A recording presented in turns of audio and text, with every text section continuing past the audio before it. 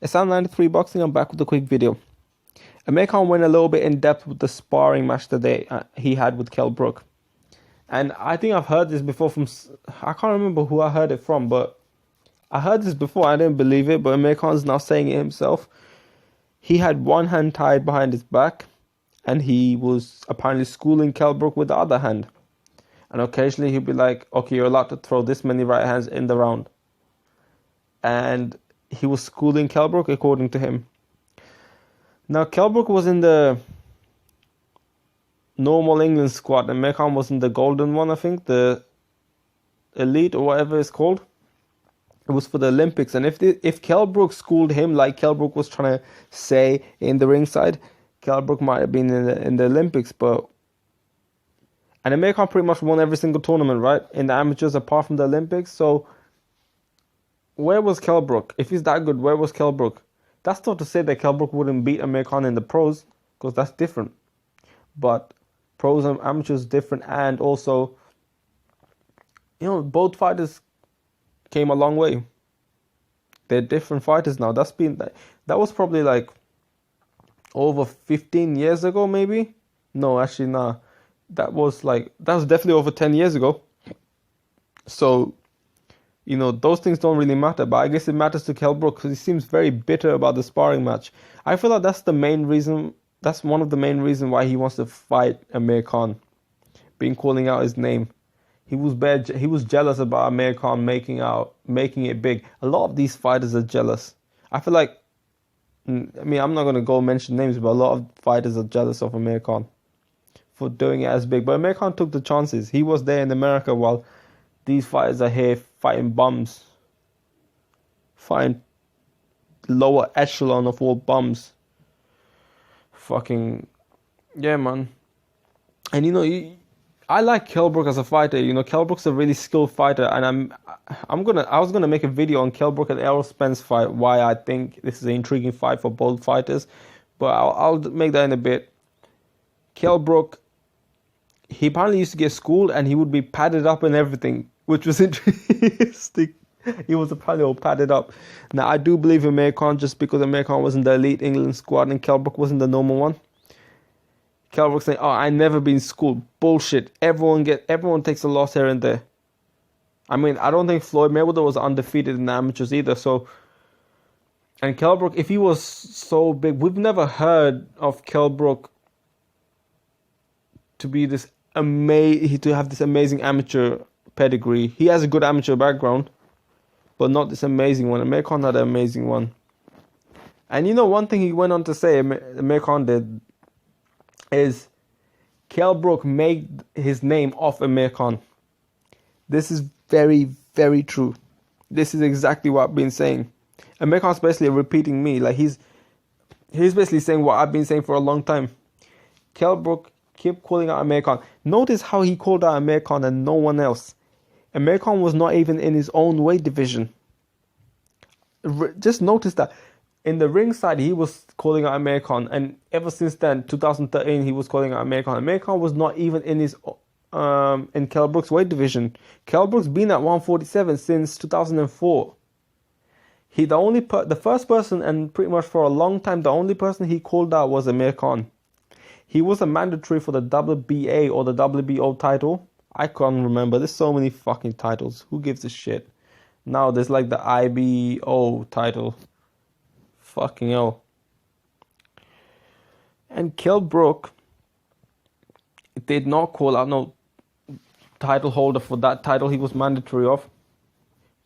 I believe this was in 2010, 11 maybe. And he didn't call out no one. Like, so, apart from Amir Khan. And Amir Khan was not even in his own weight division, like in his Kell Brook's weight division. So, of course, I'm going to believe that Kell Brook's just mentioning Amir Khan's name for a reason. Otherwise, it's not because he wants to fight wants to fight a top fighter. It's not because of that. Otherwise, he'd be calling out everyone. You know, you have fighters that call out everyone. Keith Thurman calls out everyone. Keith Thurman he seems to be willing to fight pretty much everyone. You could say, oh, he doesn't want to fight no Errol Spence, but you know, while Kell Brook is probably the sort of person, if he got a chance, he'd probably fight another bum and not Errol Spence. Keith Thurman's not like it's not like he's avoiding Errol Spence and fighting bums. He's avoiding Errol Spence to fight fighters that are more accomplished than Errol Spence, that have world titles, or that are just been in the spotlight for a longer time. Bigger fights. It makes sense for him to not fight Errol Spence. That's a high risk, low reward fight for now. He's taking those high risk, low reward fights. Like, not necessarily high risk, but the risk is a lot higher than the reward. I mean, he fought... Julio Diaz had a draw against Sean Porter, right? And he had a good performance against Amir Khan, even though he lost. So Julio Diaz, he's a good fighter, and Keith Thurman fought him. He fought Luis Collazo. Soto Karass is a decent fighter. I mean, like, those fighters, right? They can, like, you think they're not that good, but they can just turn up any night, and they just can make you look not too good. That's the thing about these fighters. That's the thing about these high risk, low reward fighters. Keith Thurman is taking that. And it's, he's looking to make these big fights. He's calling out everyone. It's not like all of a sudden Keith Thurman was pretty much calling out Paulie Malignaggi. He was calling out, he said to Amir Khan straight, not to straight to him in his face, but like, Keith Thurman was in the undercard for Amir Khan, Devin Alexander, and he got Leonard Bundu. He openly said, I want to fight this guy or this guy. I think he was talking about Amir Khan and Devin Alexander. So Keith Thurman is taking those fights, and he's willing to make them big fights. Kell Brook was not the type of person like that. People are saying, Kell Brook was also trying to make this big fights. No, he wasn't. He never pushed for no big fight apart from Amir Khan. He never called out no one before apart from Amir Khan. He was calling, as I said, out Amir Khan when Amir Khan was not even in his own weight division. What does that tell you about Kell Brook? We all predicted Kell Brook to kind of avoid the Errol Spence fight. I mean, a lot of people did. He's going to move up weight. He's going to... One person said he might even move up to 2 weight divisions to fight some random guy. And... because he's that scared of Errol Spence because of the risk to reward thing. But, obviously he didn't fight no random guy. He fought Golovkin. But damn, he avoided Golovkin. Sorry, he avoided Errol Spence. And, people were giving him a lot of credit like, he fought Golovkin. Give him credit. How is he scared of fighters? Well, simple. Money. Where you could lose the fight and say, it was Golovkin.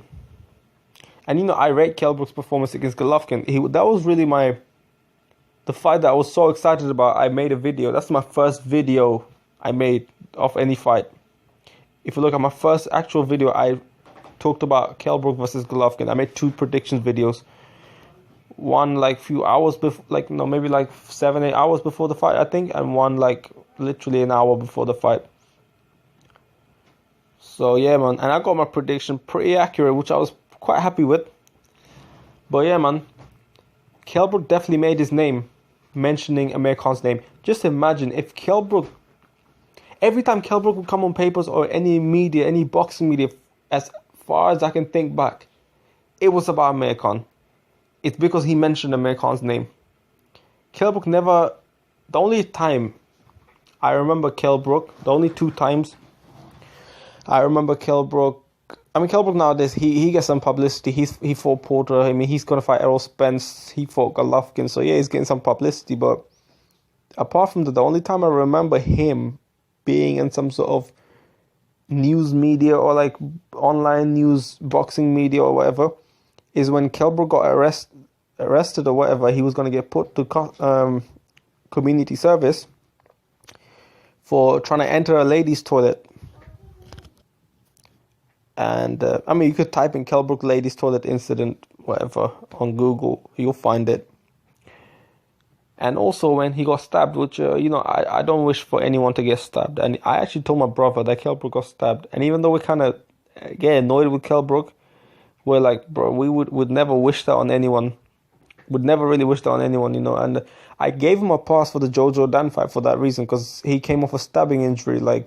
I was okay with that fight. But it's it's not the first time he's doing it. He always does take those type of fights whenever he can, whenever he pleases. He never has problems taking those fights.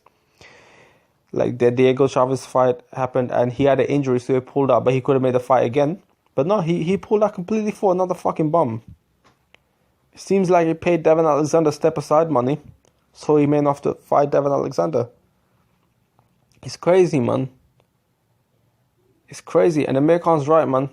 Amir Khan's right. If he never, if Amir Khan was never there, Kell Brook would never be there.